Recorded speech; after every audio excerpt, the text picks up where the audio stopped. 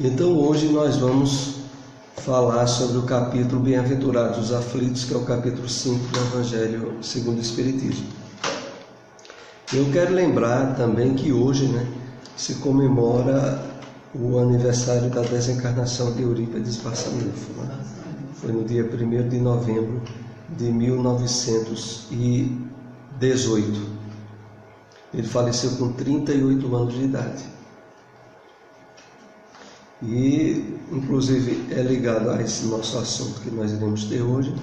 Eu vou lembrar aqui um pouquinho alguma particularidade da vida e da desencarnação de Eurípides, Porque ele era de família católica, a família dele toda era católica, até que ele se converteu ao Espiritismo a partir de uns fenômenos mediúnicos que houve em uma cidade próxima chamada Fazenda Santa Luzia. Era uma fazenda que era afastada de Sacramento, onde ele morava. Só que a partir dele, depois toda a família se tornou espírita. E o que é que ocorre? Ele tinha diversas faculdades mediúnicas, e principalmente a mediunidade de cura. Muita gente em Sacramento se curou através dele.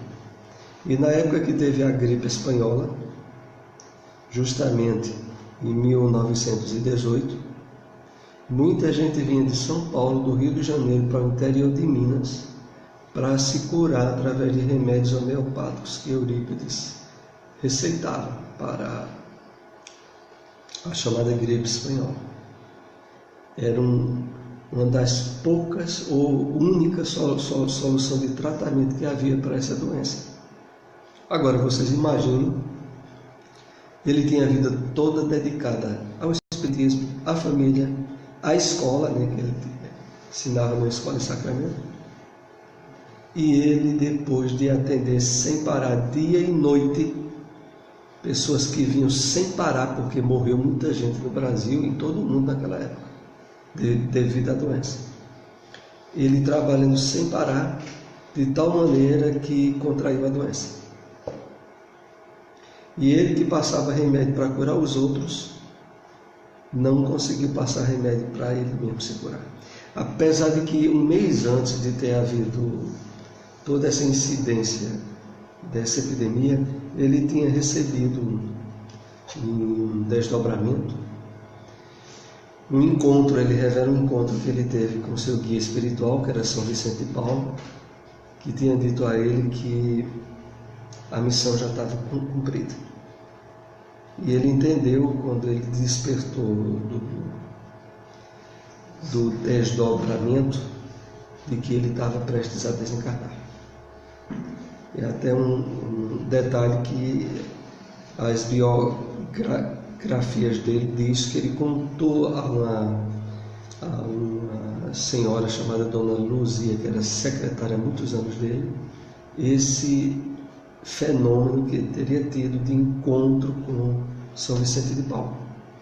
Agora imaginemos, ligando outra vez a questão nosso tema de bem-aventurados os aflitos, a dificuldade que foi para a família dele aceitar a desencarnação dele. Porque mesmo sendo muito espíritas, não deixavam de ser humanos, A pessoa ser um missionário, está curando os outros, e ele mesmo adoecer para desencarnar. Não conseguia. E foi o que aconteceu, Mas a família já estava muito envolvida com a própria vivência do Evangelho por parte dele, e a família que também trabalhava com ele, que superaram, mas que não eram a perda de entes queridos por desencarnação, independente de religião, é uma prova muito grande. E não foi menor para a família de Eurípides, que depois tiveram que continuar com todo o trabalho sem a presença física dele. Ele já reencarnou? Não, pelo menos de notícia do movimento espírita, não.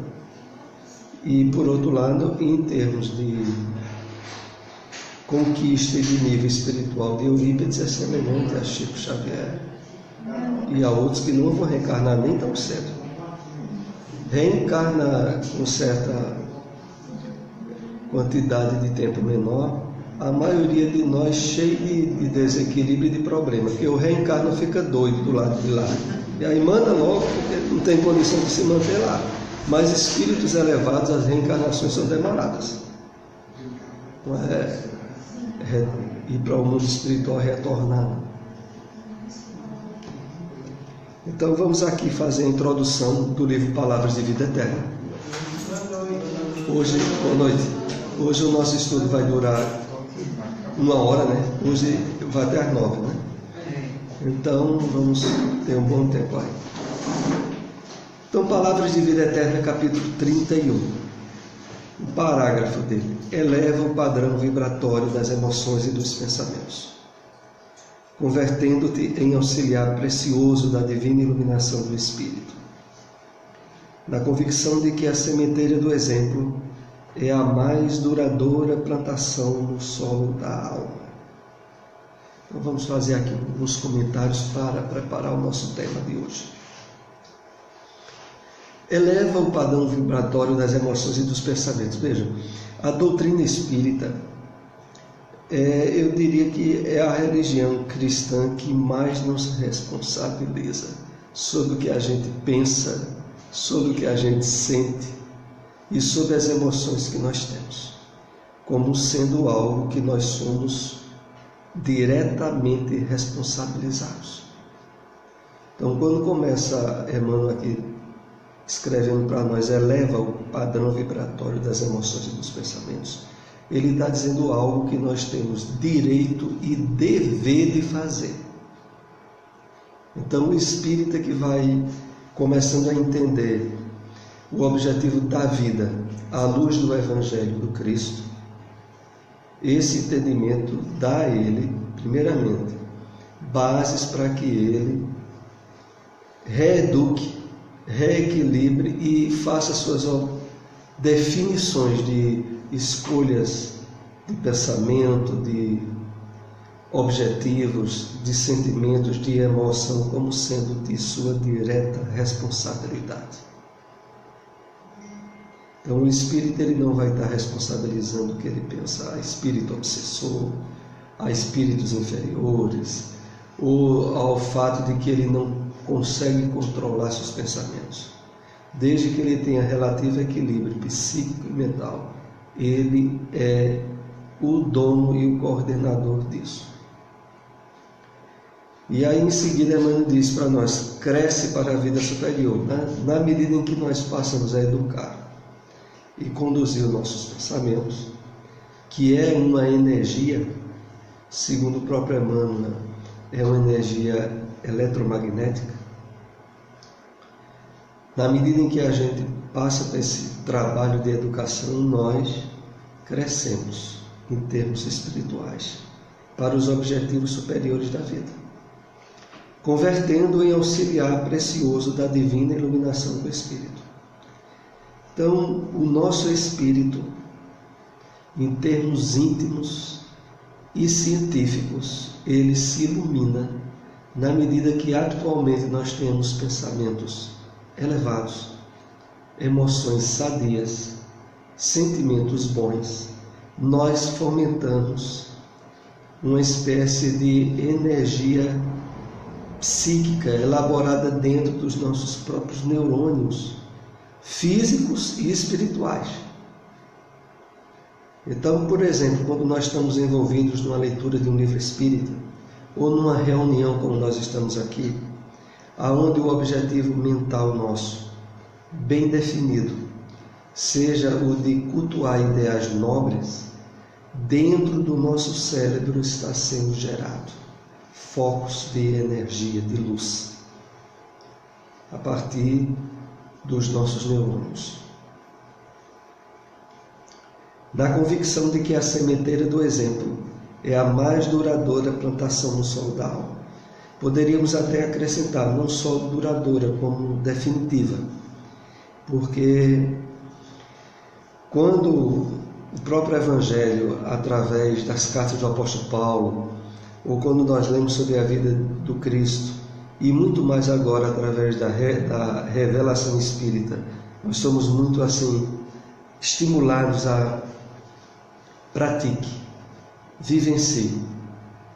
Só dá resultado se você somatizar, materializar o que você aprendeu de bem em atos, atitudes, palavras, gestos e ações.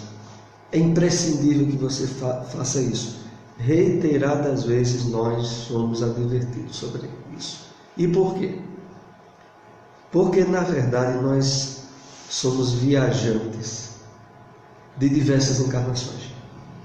Aonde nas encarnações anteriores, e talvez ainda parte da encarnação atual, nós realizamos, praticamos coisas erradas. E há uma diferença muito grande, claro, entre pensar, sentir e vivenciar. Porque quando algo que a gente achou que era certo, a gente vivenciou, aquilo cria um campo de somatização magnética, espiritualmente falando, que para ser drenado tem que a gente vivenciar algo que substitua. É por isso que não faz muito progresso se a gente lê muito, estudar muito e não procurar materializar aquele objeto de estudo. Por quê? Porque o nosso espírito está acostumado a materializar muita coisa que não presta. Já materializou muita coisa que não presta. E para que aquilo seja devidamente substituído, só através de materializações novas, de ações novas, não só em termos, a princípio do pensamento, mas depois em atitudes e ações, para que pelo menos a gente faça um meio termo das nossas atitudes erradas antigas. É por isso que é tão importante a vivência, que é o objeto desse último esclarecimento de Emmanuel, quando ele diz que na convicção de que a sementeira do exemplo é a mais duradoura plantação no solo da alma. Então hoje nós vamos conversar um pouco sobre bem-aventurados os aflitos. Lembrando que sempre é possível vocês participarem fazendo alguma pergunta ou alguma observação, né? Bem-aventurados os aflitos é o capítulo 5 do Evangelho. Há um mês atrás a gente fez aqui um comentário sobre a apresentação do Evangelho segundo o Espiritismo. Não era nem a introdução, era a apresentação. Que dizia aquela expressão conhecida por alguns espíritos, né? Alguns espíritas, de que os espíritos do Senhor, qual estrelas cadentes. E aí começa aquela mensagem que nós fizemos aqui no comentário. Após a introdução do Evangelho segundo o Espiritismo, o primeiro capítulo é Não Vim Destruir a Lei, que é inclusive uma declaração bem importante de estar no começo do Evangelho segundo o Espiritismo, porque a proposta do codificador Kardec era de que, e é de que, todo o Evangelho é um desdobramento das palavras de Jesus. Então, o próprio Evangelho segundo o Espiritismo, quando escolheu o primeiro capítulo, Não Vim Destruir a Lei, foi para deixar bem claro de que o Espiritismo também se colocava na mesma posição que Jesus, ao iniciar a sua evangelização, a sua divulgação da Boa Nova, ele também deixou bem claro entre os judeus que não vinha destruir a lei. E aí o Espiritismo também entra dizendo, primeira coisa, não vim destruir a lei. Depois nós vamos ter o capítulo seguinte, que vai ser Meu Reino Não É Deste Mundo. É o capítulo 2. O capítulo 3, Há Muitas Moradas na Casa do Meu Pai. E o capítulo 4, Ninguém pode ver o reino de Deus se não nascer de novo.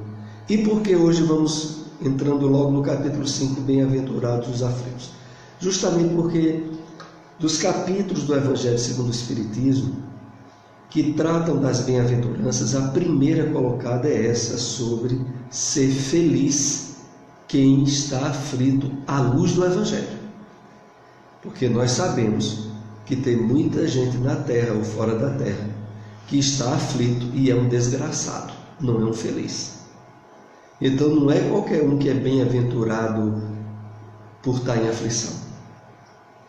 A proposta que nós iremos hoje analisar é justamente porque, à luz do Espiritismo, bem compreendido, todas as situações de dor, de dificuldades, de sofrimento que se passa na Terra, podem ser trabalhadas, conduzidas de tal maneira que elas não gerem clima de infelicidade ou desassossego interior.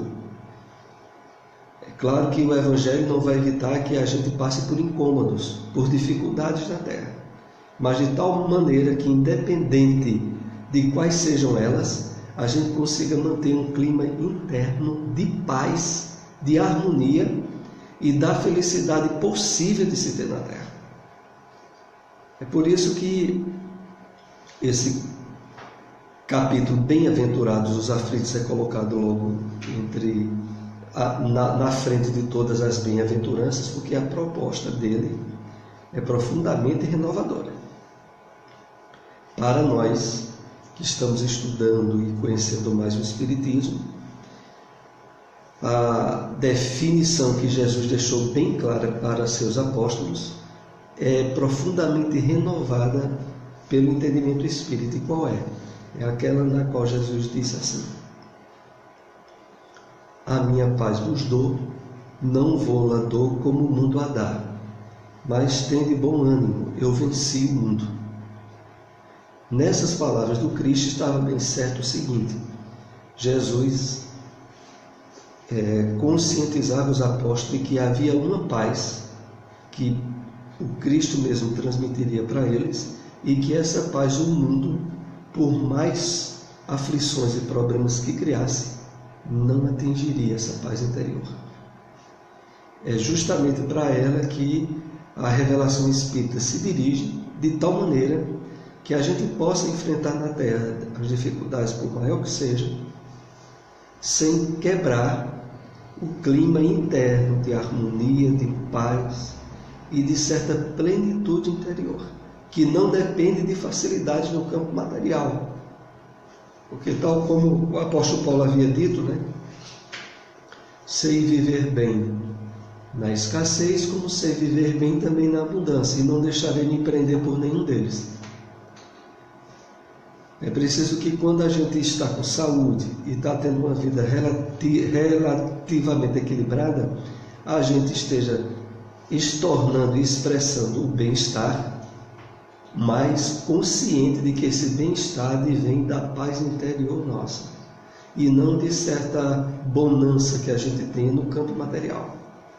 Porque mais cedo ou mais tarde, velhice, doença e morte, invariavelmente, aguarda qualquer um na Terra. E indubitavelmente as pessoas que projetaram a vida como sendo apenas uma experiência de ordem material se frustram, sofrem e se felicitam muito. E é isso que o Espiritismo se propõe a nos ajudar a evitar. Então vamos agora para o primeiro slide. Bem-aventurados os que choram, porque serão consolados. Bem-aventurados os que têm fome e sede de justiça, porque serão saciados. Bem-aventurados os que sofrem perseguição pela justiça, porque o reino dos céus é para eles. Houve um desalinhamento aqui. Está em Mateus capítulo 5, versículo 4, 6 a 10. Tem um ponto aqui que eu não queria esquecer de comentar. Era que uma das razões, quando nós citamos aqui um pouco a vida de Eurípides Barçanufo, uma das razões que levou ele a se converter do catolicismo ao espiritismo foi o entendimento das bem-aventuranças. Porque Eurípides tinha tido a oportunidade de ler o Evangelho, que era coisa rara na época, só os padres da Igreja Católica que tinham acesso à Bíblia. Mas como ele tinha uma amizade muito grande com um padre, ele recebeu o Evangelho para ler. Quando ele leu o Evangelho, que ele leu essas bem-aventuranças que nós acabamos de citar, ele não entendeu. Que história é essa de ser feliz quem chora? Mas vamos ser consolados quando? Os que têm fome e sede de justiça, porque serão saciados. Entre aspas, Eurípides, em termos humanos, puramente, não conseguia entender porque Jesus tinha feito essas propostas de felicidades tão paradoxais, tão de contraste com a realidade da vida. E é quando ele tem uma reunião no centro que estava sendo organizado na Fazenda Santa Maria, uma reunião mediúnica que Eurípides foi participar, e um dos médios lá da mesa era o médium Aristides, que era analfabeto de pai e mãe, como as biografias falam, alguém que realmente não tinha tido contato nenhum com a letra do Evangelho, menos ainda. E Eurípides, quando estava na reunião, ele disse assim, mentalmente, eu acredito, de fato, que esses fenômenos que está havendo aqui é de interferência espiritual. Se João Evangelista vier me explicar o sermão da montanha, as bem-aventuranças, através do médium Aristides, ele disse isso mentalmente. E aí, depois de algum tempo, começou um fenômeno de psicofonia através de Aristides. E Aristides deu uma explicação sobre as bem-aventuranças que Eurípides nunca tinha ouvido em lugar nenhum. E aquilo para ele foi algo convincente de tal forma que ele não ficou com dúvida, porque ele mentalizou a pergunta só psiquicamente. E quando ele olhou, o João Evangelista foi quem se deu o fenômeno de psicofonia, pelo médium Aristides. Então vamos entender aqui um pouco essa questão dessas bem-aventuranças e à luz da doutrina espírita, que como o Evangelho segundo o Espiritismo diz, que o Espiritismo é a chave com a ajuda da qual tudo se explica na Bíblia com facilidade.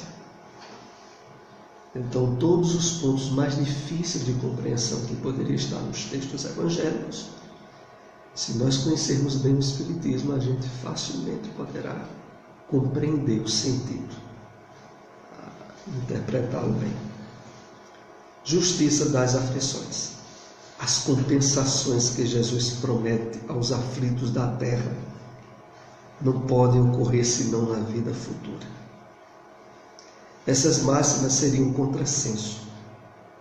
Bem mais, seria, sem a certeza do futuro, essas máximas seriam um contrassenso. Bem mais, seria um engodo.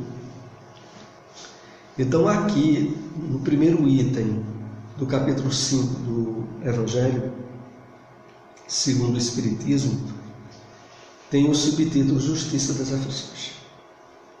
E esse é o primeiro ponto básico que nós somos chamados a não só refletir, mas também adquirir convicções sobre o entendimento, à luz do entendimento que o Espiritismo projeta nas bem-aventuranças. Então começa pela seguinte questão.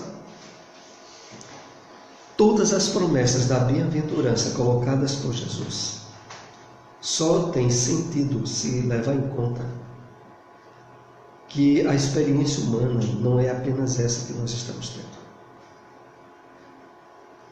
Se não levar isso em conta, Jesus teria dito ou feito uma proposta enganosa, como aqui é colocada, seria um engodo, seria uma mentira. Mas, na verdade, tudo que o Cristo disse é profundamente verdadeiro. E com o conhecimento espírita sobre reencarnação, justiça de Deus, imortalidade da alma, vida no plano espiritual, nós passamos a entender exatamente cada uma das bem-aventuranças, sem conflitos, sem contradições. Pergunta-se por que uns sofrem mais do que outros. Porque uns nascem na miséria, outros na opulência, sem nada terem feito para justificar essa posição. Porque para uns nada dá certo, enquanto que para outros tudo parece sorrir. A fé no futuro pode consolar, levar à paciência, mas não explica essas anomalias que parecem desmentir a justiça de Deus.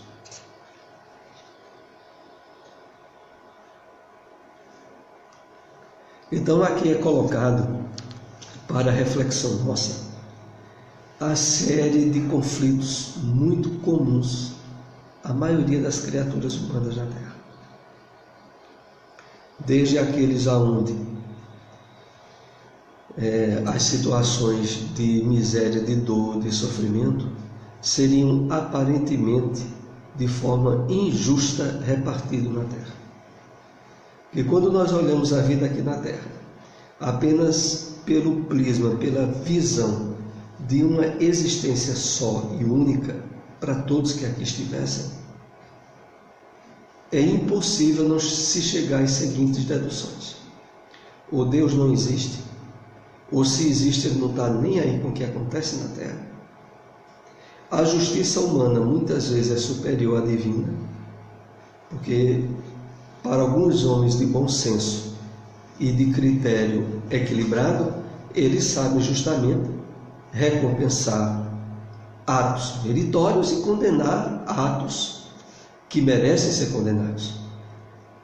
Mas aparentemente o Criador precisaria aprender com a criatura humana como é que se pratica a justiça. Então esse é o grande problema de tentar entender a vida na Terra, as experiências da criatura humana, julgando que a única vida que existe é essa, e a partir desta você teria que analisar as situações de facilidade, de dificuldade, de doença ou de ausência delas em cada pessoa. E normalmente a gente encontra muita gente aparentemente sendo injustiçado. E quais são essas injustiças mais gritantes? O Evangelho, nesse capítulo, vai analisar cada uma delas, desde crianças que já nascem com portadoras de doenças congênitas, de doenças, mesmo que identificadas pela ciência, como geneticamente proveniente dos pais ou de avós, a criança, nessa vida, não fez nada por merecer. Que história é essa de eu ter um avô que tem uns genes, por exemplo, pode ser um gene de uma doença grave, e quando olha tem uma doença? E assim, para isso a ciência muitas vezes tem a maior facilidade de colocar suas explicações. Mas são justamente explicações que, analisadas apenas do prisma material, são totalmente injustas. Poxa, o que é que eu fiz? Mas meu avô, ele teve tal doença, por exemplo, um problema do coração. E quando olha, o filho ou o neto tem a doença. Já nasce com aquele órgão deficitário. Não, olha, e aí a ciência, puramente analisando a coisa pelo lado mais imediatista, diz: não, é o seguinte, o seu avô tem essa doença, aí você geneticamente herdou dele. Beleza. E a pessoa diria logo: mas onde foi que eu fui nascer? Porque se eu nascesse em outra família que não tivesse uma carga genética negativa para uma doença, eu não iria ter. Então, analisar a vida dessa forma leva à incredulidade, à descrença. E como alguns até colocam, se Deus existe, Ele criou o universo, eu acredito, mas deixou para lá, para que as experiências humanas se dessem de forma aleatória e totalmente sem base ou critério de justiça nenhum. Mas aqui nós aprendemos com a doutrina espírita que não é assim. Que, na verdade, as convicções de que a vida continua depois da morte do corpo e os fatos relevantes de que nós somos herdeiros de nós mesmos é que mais salta aos olhos quando vamos ler sobre o Espiritismo. Então a gente aprende que é possível que hoje, desde que, por exemplo, meu avô ou bisavô desencarnou há muitos anos, eu posso ser fisicamente, nessa encarnação, o retorno do espírito que foi o meu avô. E aquele meu avô tinha uma doença. Hoje eu tenho aquela doença que ele teve, não foi o suficiente para ele resgatar algum tipo de erro que ele fez. E quando é agora, eu como neto ou bisneto, sou portador da doença, só que eu estou herdando a mim mesmo. Eu não estou herdando apenas a doença física do avô. Eu sou o avô reencarnado. E aí quando o Espiritismo mostra esse critério da justiça divina, aí tudo fica muito equilibrado, tudo fica muito justo. Por quê? É você mesmo que está de volta. Então você nasceu com uma doença congênita, carga genética daquele antepassado seu, só que você é o antepassado de volta. Aí tudo se explica. Aí a justiça de Deus continua perfeita.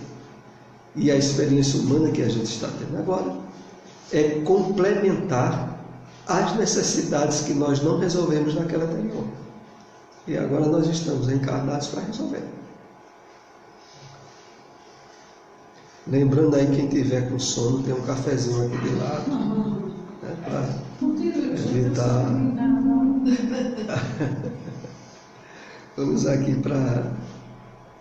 E no final aqui diz: a fé no futuro pode consolar, levar a paciência, mas não explica essas anomalias que parecem desmentir a justiça de Deus. Ou seja, não basta apenas acreditar que as bem-aventuranças, a justiça de Deus vai se cumprir no reino dos céus ou numa vida futura. É importante entender que muitos males que a gente passa aqui na Terra são provenientes de encarnações passadas. E aí quando a gente leva o olhar também para as que ficaram para trás, é que tudo se explica. Se Deus é soberanamente bom e justo, não pode agir por capricho, nem com parcialidade. As vicissitudes da vida têm, pois, uma causa. E uma vez que Deus é justo, essa causa deve ser justa.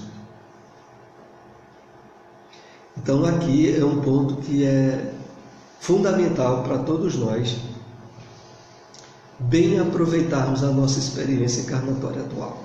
Primeiro, porque a noção que o Espiritismo nos traz sobre Deus é o infinito das perfeições que a criatura humana poderia aspirar. Então Deus não é apenas bom, Ele é infinitamente bom. Ele não é apenas misericordioso, é infinitamente misericordioso. Ele não é apenas justo, ele é infinitamente justo. Então, para o espírita, não há nenhum ser que tenha qualquer virtude que o Criador não tenha no grau máximo de perfeição. E se Deus é assim, jamais poderia agir com parcialidade e nem por capricho, de permitir ou possibilitar que alguns filhos tenham N facilidades existenciais e outros sejam torrados de dificuldade. E também, como nós aqui já comentamos nos estudos do livro Céu e Inferno, criar espíritos mais elevados do que o espírito que habita a criatura humana e dar a eles a denominação de anjos saídos perfeitos da mão do Criador. E depois outros seres que aparentemente iriam ser anjos se tornaram demônios, como se a criação de Deus tivesse pecado em termos de imperfeição, quando a base, como citamos há pouco, para entendermos e percebermos o funcionamento de todas as leis que governam o cosmos, o universo, essas leis governam num campo de equilíbrio e perfeição, que é o retrato do Criador. Então, de maneira nenhuma haveria essa hipótese de Deus ter criado seres em níveis diferenciados, dando facilidades a uns e dificuldades para outros. Então, as vicissitudes da vida têm uma causa. E se Deus é justo, essa causa deve ser justa. Por isso é que nós somos muito chamados há um trabalho de autoconhecimento, de autoencontro, de autoanálise, inclusive objetivando a nossa melhoria pessoal. E nós podemos nos analisar muito bem em termos espirituais, perante as facilidades ou dificuldades que usufruímos atualmente. Então, a experiência encarnatória que nós estamos tendo agora, ela tem muitos traços para nos ajudar a identificar que espírito nós temos sido e o que é que nós precisamos fazer para melhorar. Ou também reconhecer as nossas fraquezas morais e que precisam ser trabalhadas, melhoradas. Deixa eu fazer uma pergunta. À vontade. Não sei se cabe bem isso. Eu ajudava no cemitério e fui limpar lá o jazigo do meu filho, eu era de meus rituais, não questionei. E fui, e meu marido chegou e começou a conversar, chegou uma senhora, ela também estava lá limpando o jazigo, né, de porta aberta, tudo. Eu não sei como foi que Paulinho conheceu ela, eu sei que ela chegou junto de mim e veio contar que também tinha perdido um filho.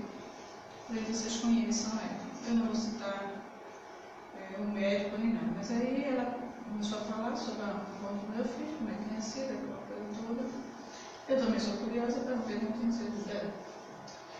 E ela disse que foi o médico, colega meu, que tinha perfurado na cirurgia um órgão do corpo do menino, um determinado órgão super importante, e que na hora os médicos que estavam presentes, que souberam disso, disseram, não, ele pode funcionar, não tem mais o que fazer. E finalmente foi a óbito do menino. Eu notei pela forma de expressão dela, pela forma dela falar, isso já faz mais de 5 anos, tem uns 6 anos, a revolta dela com esse médico.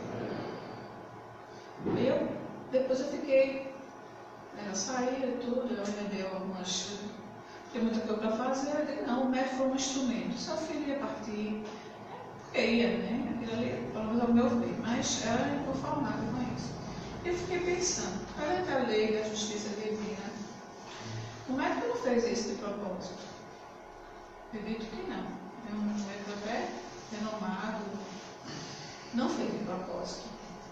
Como é que essa mulher, ela aceita a morte do filho, como ela se deixou de muita fé, ela aceita com resignação, mas não a forma de ter sido uma negligência médica. Como é que isso é visto assim, em termos espiritual? Esse é o tipo de situação, que só à luz do conhecimento espírita bem estudado é que ajuda a pessoa a superar o problema e não ficar preso em termos de certa revolta íntima, de certa desaceitação do que aconteceu. E por que a gente diz assim? Porque, à luz do conhecimento espírita, várias hipóteses a gente tem aí. Uma delas, primeiro, se aquele erro não tivesse que levar ele a óbito, alguma intervenção teria acontecido e ele teria sido salvo, mesmo que houvesse o erro de um médico para isso. Uma hipótese, eu estou dizendo que há várias. Uma é essa, é que se não era o dia e não era a hora, alguma intervenção haveria e mesmo tendo havido um erro, ele não iria a óbito. A outra hipótese é, de alguma forma, ele, naquele momento, era o momento dele partir, dele desencarnar. Ele iria voltar, quer por um erro médico, que não houvesse um erro médico. Poderia ser um problema com anestesia. Ele não voltou fora da hora. A primeira questão importante, que tem que ficar bem clara, é essa. Ele não retornou antes da hora. Na verdade, fora a prática do suicídio, ninguém retorna antes da hora. Não é porque alguém passa numa rua e é objeto de um assassinato que ele desencarnou fora da hora, não. Se fosse fora da hora, algo interveria. Ele não iria por aquela rua. A arma com a qual ele iria ser atingido poderia ter um problema. O que é preciso a gente entender que o Espiritismo dá muita base para isso. A primeira é essa, que é fundamental. Perante as leis divinas, a gente tem um dia que nasce e um dia que desencarna. A gente não sabe o dia, mas o dia já está lá certo. Esse dia, claro, através de nossas atitudes, pode ser dilatado ou antecipado. Mas se a nossa atitude for relativamente equilibrada, quando chegar aquele dia, vai. Poderá ser uma doença física, poderá ser através de um assassinato. Dependendo de necessidades provacionais que o espírito tenha, será o tipo de morte que ele vai ter. Porque se ele, por exemplo, ele tem, em termos de consciência, um crime no passado, ele pode, no momento da vida atual, em que ele iria desencarnar e já estava certo, ser através de um criminoso, no qual ele volta no dia certo e ainda resolve o problema que tinha lá para trás, a nível de consciência. E aí tem muita gente que não tem o conhecimento espírita, não aceita. Não, eu aceitaria a morte do meu filho de qualquer jeito, mas assassinato eu não aceito, não. Quando na verdade aquela forma de assassinato foi a misericórdia de Deus para que ele resolvesse duas coisas. Ele já ia voltar naquela hora e ainda resolver outra coisa de uma questão de outra encarnação aí que poderia ter ficado um assassinato pendente. E ali ele, em termos de consciência, ele se libertou de duas coisas ao mesmo tempo. Em verdade, quando a gente estuda bem as leis de Deus, a gente aprende que, veja só, o máximo que alguém, numa circunstância como essa que Rosa contou, pode ser visto, pode nos parecer até um absurdo, mas era para esse médico ser visto por ela como um benfeitor. Porque possivelmente ele resolveu algum problema do passado e ainda voltou na hora que tinha de voltar. Não voltou por acaso. A minha pergunta foi justamente em relação a isso, porque indiretamente eu acredito que essa mulher inconsciente, ela está obsediando esse médico. Ela está... Inconscientemente ela tem até uma abertura para ela construir uma doença dentro dela. Desde um câncer, desde uma doença grave, isso abre campo para ela minar a saúde dela. Porque à medida em que a pessoa mantém um rancor, ou um desejo de ódio, vingança, ou de angústia contra alguém, isso é foco para a doença, para ela mesma. Fora as interferências espirituais negativas que não faltam para isso. Mas o que a gente precisa ter bem claro é isso. É o quê? Deus é a infinita justiça, misericórdia e amor. As criaturas humanas aqui na Terra às vezes se tornam instrumentos cegos de resgate de outras. Não precisaria ser através de um criminoso, mas quando o criminoso surge, ele não surge por acaso. Ele surge porque de alguma forma no passado da pessoa que está sendo vítima, algo estava carecendo de reequilíbrio. E o reequilíbrio encontrou a circunstância através de um crime. Vamos ver aqui mais um slide. Por meio dos ensinos de Jesus, Deus pôs os homens na direção dessa causa. Hoje, julgando-os suficientemente maduros para compreendê-la, lhes revela completamente a aludida causa, por meio do Espiritismo. Então, o entendimento sobre o funcionamento dessas leis e das razões pelas quais Jesus colocou os ensinos da bem-aventurança, no Evangelho Jesus já colocou os homens na direção desse entendimento. Mas que agora, percebendo que a gente tem melhor amadurecimento espiritual, nos revela o entendimento completo através da revelação espírita. Então agora, pela revelação espírita, nós temos a compreensão disso. É interessante, ainda fechando a explicação que estávamos dando, como as pessoas são levadas mais facilmente a aceitar quando a morte vem por fenômenos naturais, mas que não deixam às vezes de ser menos absurdos ou até injustos. Por exemplo, teve pessoas aí que veio a falecer devido a dengue ou chikungunya.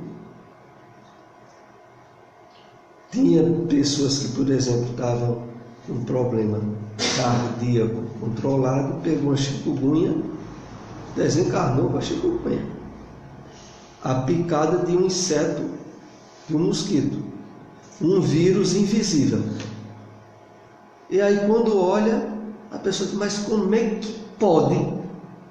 Tá vendo? Aquele vírus, comparativamente a um assassino ou alguém que tira a vida de outro, que pela forma brusca e agressiva impacta muito mais, mas não era para impactar menos um mosquitinho do tamanho de nada fazer uma pessoa desencarnar, não. Em termos de comparação, se a criatura humana agisse com relativa lógica, era para ficar numa revolta tão grande contra o mosquito que dizia, menino, vou sair matando os mosquitos, tudo que tiver para aí, depois de ter perdido alguém por causa de nós. Eu tenho uma dúvida. Pois não. Vamos dizer, uma criança morre cedo, e se dá tempo, de repente, ela... Voltar. Não, se dá tempo ela pagar por aquele... Ah, certo, sem assim, dúvida porque nenhuma. tem pessoas que no instante morrem e outras que demoram mais. Realmente, esse é outro dos pontos que, em relação às aflições que se passa na Terra, só a filosofia espírita é que nos dá uma explicação compreensível e racional. Então, a explicação que é dada para as desencarnações na infância, ou às vezes uma criança que já nasce com uma doença congênita e falece pouco tempo depois. À luz do Espiritismo, aquele espírito veio completar uma encarnação, na maioria das vezes. Uma experiência encarnatória anterior dele foi interrompida antes do tempo. Ele reencarnou na existência atual só para completar. Por outro lado, os pais que sofrem o impacto da perda em termos afetivos e outros, normalmente, de alguma maneira, seriam corresponsáveis pela necessidade que aquele espírito trouxe nessa vida. Porque nós aprendemos que é muito comum na família os espíritos serem relativamente compromissados uns com os outros. Irmãos com irmãs, esposo com esposas, os laços de parentescos mais próximos, é muito comum serem reaproximações de espíritos que viveram no passado. Então, uma das causas assim, mais amplas para a desencarnação na infância é essa. A outra, que é menos comum, é espíritos elevados já, espíritos no nível espiritual bem equilibrado, reencarnar por um curto espaço de tempo, para através da dor da separação daquele filho, levar os pais a espiritualizar-se, a buscarem razões espirituais para suas vidas. Então, às vezes, e aí são os casos perfeitamente identificáveis de algumas crianças que com 3, 4 anos de idade são dóceis, amorosas, crianças que parece que têm uma expressividade de virtudes incomum e que fazem com que os pais adorem. E quando olham uma criança dessa desencarna com 5, 6 anos de idade, é uma dor tão grande para os pais que só sabem quem passou. E ali muitas vezes é esse tipo de experiência. aquele espírito veio com a tarefa de, através da desencarnação dele, levar os pais a procurar razões espirituais para a vida. Pois não. Então, voltando aqui a esse slide, lhes revela completamente a aludida causa por meio do Espiritismo. Então, o Espiritismo, ele bem estudado, nos dá, assim, detalhes de entendimento, de compreensão, para entender tudo que a vida traz de contrastes, de vicissitudes, de problemas, e encontrar as razões para que aquilo tivesse acontecido. Eu recomendo muito nessa área a leitura dos livros de André Luiz, da série Vida no Mundo Espiritual. A partir de Nosso Lar, Os Mensageiros, Missionários da Luz, porque nos livros da série André Luiz há inúmeras intervenções dos espíritos na vida humana na Terra, aonde são elucidados os detalhes pelos quais as pessoas passavam problemas e circunstâncias difíceis e as causas e razões espirituais, ao mesmo tempo evidenciando que a intervenção divina, o amor de Deus, age e atua através dos espíritos de forma imperceptível. Em muitos lares, não é em lar espírita, em todos os lares, independente de religião.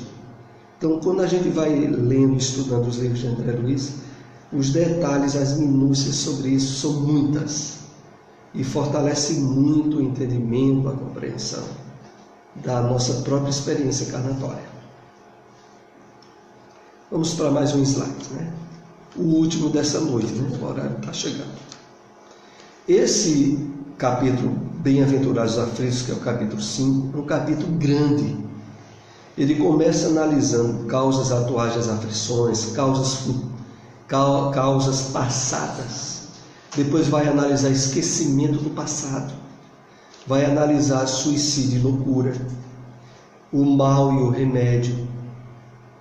Então, é um capítulo que levaria alguns encontros de estudo para ser analisado de forma mais ampla. De duas espécies são as vicissitudes da vida, ou, se a preferirem, promanam de duas fontes bem diferentes, que importa distinguir. Uma tem sua causa na vida presente, outras fora desta vida. Então é aqui que começa, de fato, as explicações em detalhes sobre bem-aventurados os aflitos. Então importa, para que a gente estabeleça os degraus iniciais de compreensão disso, o quê? O fato de que nós temos sempre que analisar. Estou passando por um sofrimento grande. Qual a causa? Primeiro procurar a causa nessa vida, na experiência atual, em decisões ou atitudes que a gente tomou e que levou àquele sofrimento. Mas se é um sofrimento que a gente não encontra razão nenhuma em atitudes ou escolhas que a gente tenha feito nessa vida, aí necessariamente a causa desse sofrimento está numa vida passada. É uma questão reencarnatória que agora nós estamos colocados para resolver. Então, quando é analisado desse modo, nós temos um ponto de apoio muito grande para entender tudo que a gente passa, sem ir de encontro às leis de Deus, sem desacreditar da divindade e entendendo que a experiência existencial, a nossa encarnação atual, é apenas uma de inúmeras outras que já tivemos e que ainda iremos ter. E que quando a nossa visão alcança essa amplitude, tudo se explica. Com razão, com lógica, com justiça. Pois não? Se foi nessa vida atual, foi devido ao livre-arbítrio ou já estava no nosso histórico do nosso processo encarnatório. Muito bem. Se foi dessa vida atual, o livre-arbítrio nos possibilita sempre fazer escolhas melhores ou piores. Não existe definições de escolhas ruins para o livre-arbítrio nosso. Se através da liberdade a gente fez, exemplo, a escolha do cônjuge.